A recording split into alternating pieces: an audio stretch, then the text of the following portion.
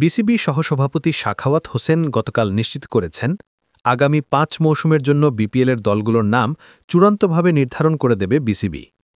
বিপিএলে দল নিতে যেমন মালিকপক্ষকে বিসিবির সব বাধ্যবাধকতা পূরণ করতে হচ্ছে, তেমনি ৫ বছরের মধ্যে যদি কোনো ফ্র্যাঞ্চাইজি মালিকানা ছাড়তে চায়, সেক্ষেত্রে ওদের মানতে হবে বিসিবির নীতিমালা। ৩ মাস আগে বিসিবিকে জানাতে হবে যে তারা আর বিপিএলে অংশ নিতে চায় না।